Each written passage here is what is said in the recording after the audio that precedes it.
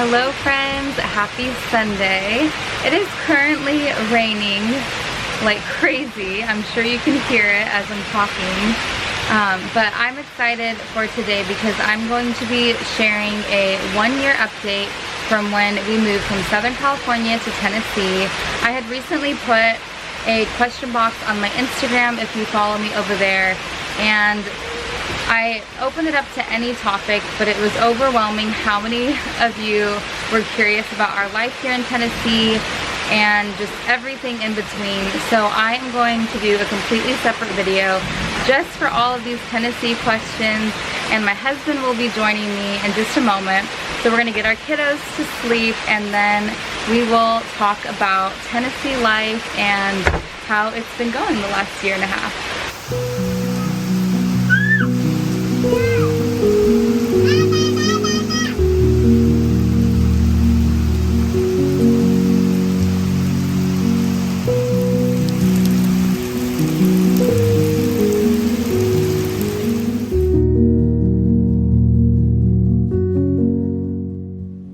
So here is my husband, Tanner. I feel like I can't take you serious. He's having a little midlife crisis because he shaved his beard last night and he's just not feeling himself. So I don't recognize myself. So. I couldn't get him to take these glasses off. I'm very embarrassed, but he's willing to do this. So we're just gonna accept and... He's gonna wear a mask, but the glasses cover the exact opposite. I'm sorry. I told him it's not really going with my usual videos, but it's okay, especially because it was so peaceful 2 seconds before he hopped on here. But we're gonna go ahead and answer, I think, about 8 questions that you had asked, and we'll start with the obvious one. Why did we move to Tennessee? So do you want to answer that?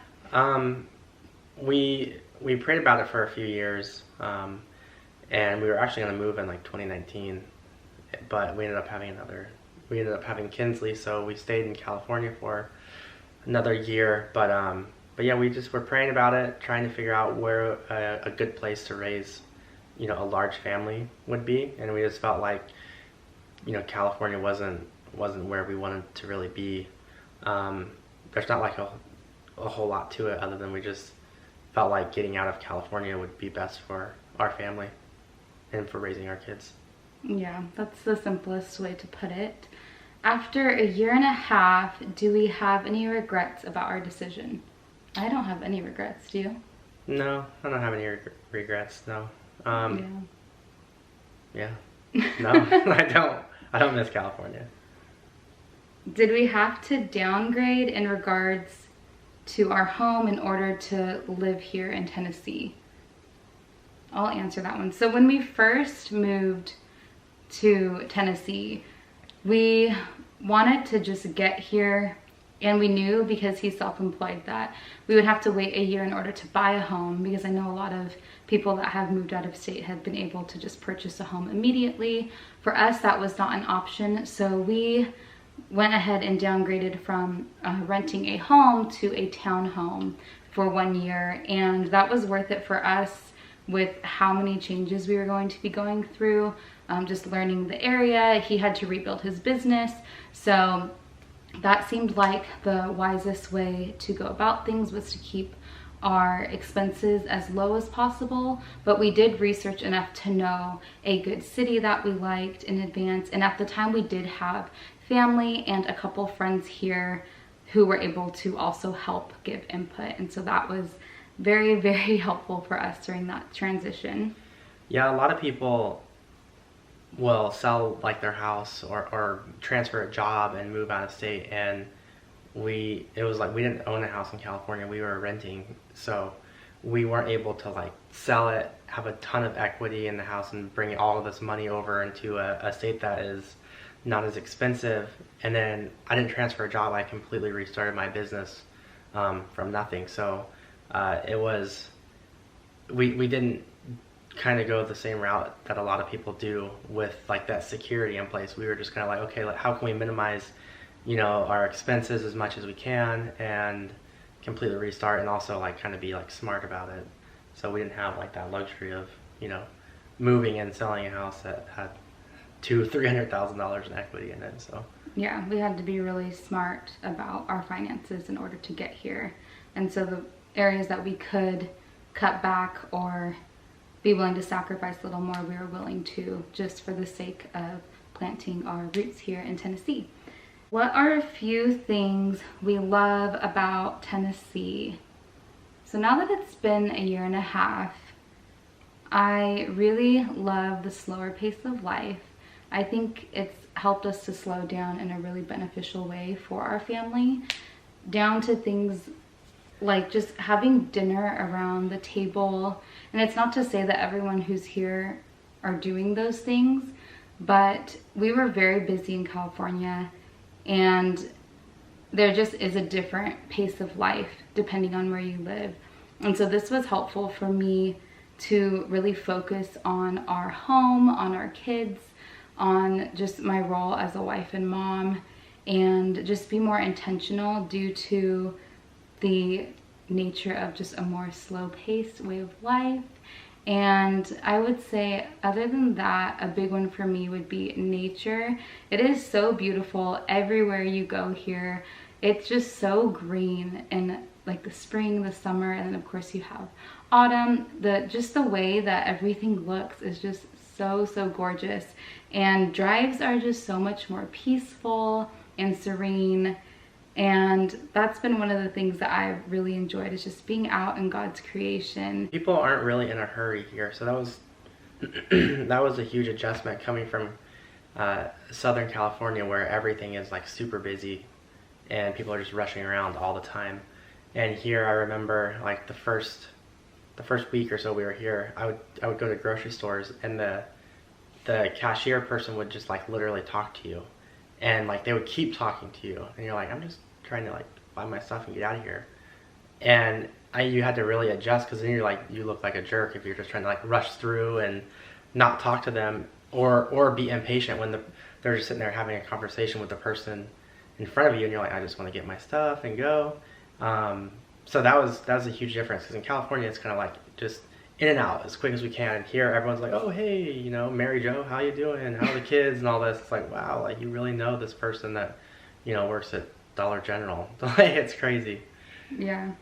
What about, I think you should talk about the cost of living, because that actually wasn't a huge deciding factor for us in moving here, but now that we're here, I feel like we've noticed a huge difference in what it's done for our family. Yeah, it's crazy going, because like obviously Southern California is one of the most expensive like areas to live, and we knew coming here that like obviously the housing costs were much lower, but there were things that like I never expected. Like our car insurance went down like several $100s a month. Neither of us have like anything on our records or anything, and the exact same car insurance just by moving was, I think it was like $200 a month less.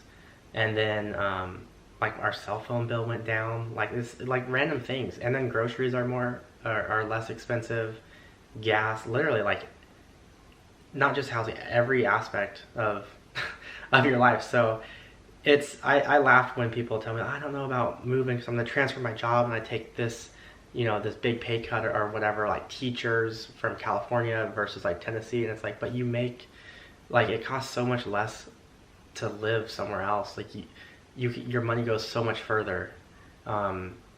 It's crazy now to look back and be like, what the heck, we were paying that much money to live in California. And at the time we were fine to do it. I mean, it's pretty out there, but like you just don't realize until you leave California that you realize, like, wow, it's really expensive to be there. Like, and the pressure it put on you. Yeah, the pressure. I was working all the time. I mean, people who are self-employed are always working regardless, but like I was working 60, I don't even know, 70 hours a week sometimes, like just crazy hours, especially with a large family. And then Taylor stays home. So yeah, I had to work a lot. You know, I work a lot here too, but like your money goes so much further. There's a lot more freedom. Yeah. Like in making your schedule here because of the cost of living, which has been like a blessing. Cade was in baseball during, what was that, the summer or whatever? Spring, yeah. Spring. And I went to like every single one of his games, like without even question. I was like, in California, like I would have most likely been able to do that as well, but like you're actively like sacrificing and making that choice. And here it's like a no-brainer. It's like, well, of course I'm gonna go to this game. Like, why would I, like, I don't need to work late ever, you know? So it's a big difference. Yeah. Okay, the next question is, what is the hardest part about uprooting and moving somewhere new? Sorry. Wow. Tired. So, It's a long day. okay, so for me, I think the answer that I will more than likely always give will be being long distance from my family. I come from a really close-knit family where I would consider my parents and my siblings to be my closest friends. So that is something that is still difficult for me, and something that I pray the Lord allows us to be in close distance again someday. But if not, we just trust him with all of our lives ultimately. And also, I would say when we moved, and it was year 1, so more last year, not so much this year, finding a really good home church and building community proved to take a lot more time than what I think I assumed. Back in California, I had the same friends for years. They were friends I had from middle school and high school, so I didn't have to put a lot of thought into building close relationships because they had just been established from childhood. And moving here, it took a lot more effort and time than what I had anticipated. But I will say, like, it was growing pains for sure and having to figure all that out, but it's been so worth it. And we do have some amazing friends here now, and that's been a huge blessing. Friends that I genuinely feel like I don't know what I would do without them. And we have a church family that we just love, and we found, a home church that I would say we have no complaints about. We love it. We enjoy going, and it was such an answer to our prayers, and we're really grateful. Very similar to the church that we were going to in California. Yeah. Size, the way that they do things, it's very, very similar. Which is great, because sometimes that familiarity is such a comfort when you're starting over. I think the hardest part for me was probably... Wait, can you take your glasses off, Sure. please? I just realized, look! It's weird. You look great. I squint, so you can't You even look see. great, babe. The hardest part for me was probably leaving. Like, I had a very established business in California. I was doing it for almost 7 years. So completely just restarting everything when I am 100% responsible for providing for, like, Taylor, for kids. That was probably like the hardest and a bit scariest part. And then leaving some friends and the family that we had there was difficult as well too. But I don't know. It's fine. We see people enough. People come here and visit. It helps. We've been out to California a few times as well, so that helps. But yeah, hands down for me was restarting an established business with a family to take care of. Because when I started it years ago, it was just Taylor and I, so there wasn't really as much pressure compared to, like, moving to a whole new state. So Yeah, I have to point out, like, something very interesting about our move here is I think in a lot of cases, if a family member were to present the idea of moving out of state and having to restart a business, it would come with a lot of, like, opposition and maybe comments and encouragement to not do that. But Tanner has just always been such a hard worker and incredible at just making things happen that there was not one person who had any reservations about us moving our family of 6 at the time to a new state where our income would immediately diminish until we rebuilt here. And so I think that says a lot about you too, and also goes back to what a huge deal it was for us to come to that decision, and definitely through a lot of prayer. But And it's kind of funny. No one was like, "That's a terrible idea." Everyone's like, "Oh yeah, go for it." It's like, but then I look back and I'm like, "That's insane!" Like, just It is crazy. like just move your entire family with Yeah. no job or anything. Like, what are you doing? Yeah, It's crazy. definitely. Mine was worked a out. leap So. of faith, and we had to trust the Lord with our finances and just that He would provide. We had to be mindful of how we were spending, what we were spending our money on. But it was all good for us in the end. Like, everything that brought us here really has been for our benefit, and it's helped shape our family to have even, I would say, better values than what we had before we left. So for sure. all those things can be a good thing. Another question is, how is it having long distance relationships with family? Which that was one of the most frequently asked questions.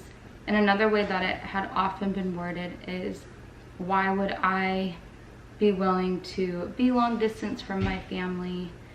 So the easiest answer I can give is that at the end of the day, Tanner and I had to pray about what was best for our family of 6 and allow that to be the focus of our prayers.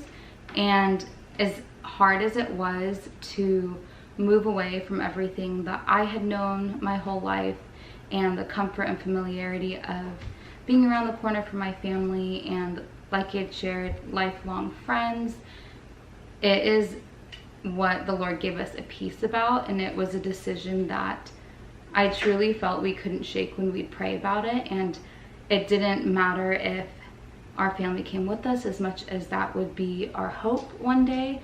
We knew that this was the right decision for our family. And something that I've learned is that you just have to pray through what is best for you.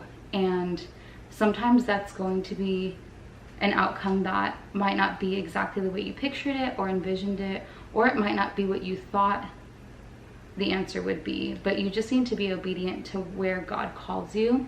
And this was truly where the Lord had us, and we can see His hand in every detail as we've been here. And there's just been more and more confirmation that we are walking in the direction that He would have for us. And I know my mom and I have had such good conversations too about, even though it's so hard and we so badly want the Lord to orchestrate us being close distant rather than long distance from one another, that we trust Him 100% with where He has each of our family members, and we're content with that. And yeah, that's really all I can say, is we just have to trust God at the end of the day. Lots of FaceTime. Yeah, lots of FaceTime. Phone calls, FaceTime. Yeah, and you know what, Group text. I would say we're still super close with our family and friends. It's a different type of effort. It takes a lot more planning, intentionality. You know, you're not really just popping in anymore, of course, but I'm still so close with my family. I don't feel like there's been this hindrance to our relationship being able to deepen. It's been so great still, and I'm really thankful for that. So just know that if you are long distance with a loved one, that it is more than possible to not just have a good relationship still, but a great and thriving relationship that can deepen as well over time. So I hope that encourages you a little bit. The last question that we have that we're going to answer today is favorite places here in Chattanooga and things to do. I would say for us, we're always more like nature based on our things to do. Like if we can be outdoors somewhere beautiful, that's where we're headed in our free time. What are a couple places you would say we've really liked? Outside of Chattanooga, it's a city called Signal Mountain.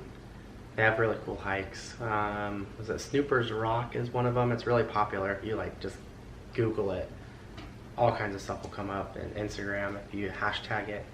And it's really easy. Like you drive the majority of the way there, and then it's like a 5-minute walk to this insane view of the river.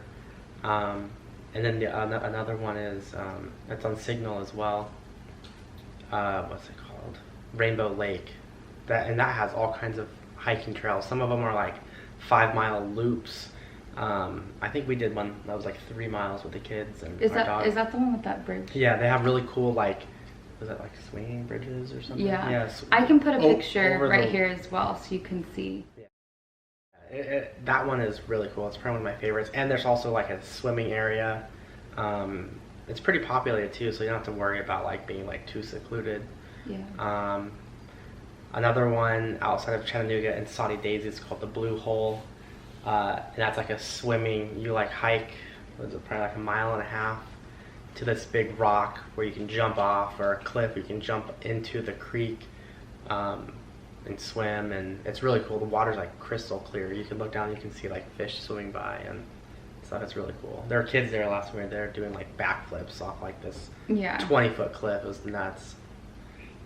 But there's some other ones too. And I tried to write down a few things, because if not, I will forget. Anything with like a view of like the river and the city is really cool. We like to either drive somewhere where there's like a beautiful view, or we'll hike somewhere where there's like this, I guess, a payoff at the end of just something really, like, especially beautiful, I guess you could say. Rainbow Lake was probably my favorite hike that we've done. Yeah, and our kids still talk about Rainbow Lake, because we actually only did it once last year, and since I've been pregnant pretty much all of this year, that just hasn't really been something I can do. We bought a house too, so we've been we've been renovating. It's just been a different type of year, but that is such a fun one, and I would say probably my favorite hike. Let's see, Point Park is a touristy place to go with a really pretty view. It's definitely worth going to at least once, but I know lots of people who go frequently. Lots of cool historical stuff. Like they have like cannons up there with plaques where you can read about Civil War stuff and whatnot. It's really cool. Yeah, Sunset Rock is another place that I really loved. We went with our kids. That place is sketch, I was going to have like an anxiety attack, because nothing's like, there's no railing. There's no security. It's and like 300-foot drop off this. Yeah, this so cliff. I truly would not recommend that for families with kids. I mean, we did it, and our kids are we've been there like 4 or 5 times. So I think that helps. But there's a trail, like right here, like a trail, and then right next to where the trail is, there's like a little tiny patch of grass. It's like a foot, and then there's just like a 50-foot drop. It's nuts. So like you have to really pay attention if you go there with your kids. And you don't have to go on that little part, but that's like you get to the cool view, and then you can keep going if you want. But I just wouldn't feel right when you have kids. recommending it for people with young children. But like if you and I were to go on a date night, like you don't have to go on that little narrow part, but it is keeps saying sketchy. That's sketch. But fall off. I got it. That would hurt. But it is really, really beautiful, and so if you just want to go see that view, I think it is worth it. But I see it more as a nice little date night. Yeah, I mean it's called Sunset Rock, so you get a nice view of the sunset. Yeah, I think it's beautiful. You have to hike back in the dark though, so. I don't want to give too many, because I don't want this to be too terribly long. I will give you 2 coffee shops that I do like out of the ones I've tried, and that is Milk and Honey. That is like our tried and true from. They have great food from too. the first like couple days you're here. That one is really, really good. Big portions for a coffee shop as well. Yeah. I think that's important. If you're gonna pay $12 for a breakfast burrito, it better be ginormous. So. Yeah. And the last one is Rembrandt's? Okay, Rembrandt's Coffee. That's a really cool one. Yeah, that's in the art district in Chattanooga. So it's a really fun area to explore. And the coffee shop is very cute. And they also have baked goods, which are very tasty. And I have enjoyed quite a few of them at this point. Yeah, the bread's really good too. Oh yeah, and they sell bread there, and it is really good. Yeah.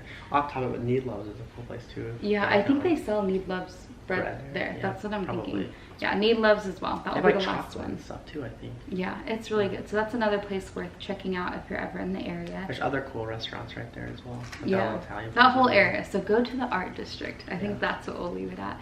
But honestly, we could go on and on, but that would be better to just separate for a different video if anyone was interested in recommendations for Chattanooga specifically. So if you are you gonna do a bloopers? Stop. No, I'm not gonna do bloopers. Already.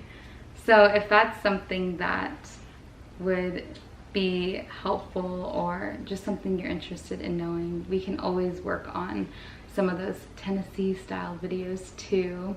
But that is it for today, and those were the majority of your questions. Like I said, a lot of them are just repeated, and so I tried to go over the most popular ones with you all today.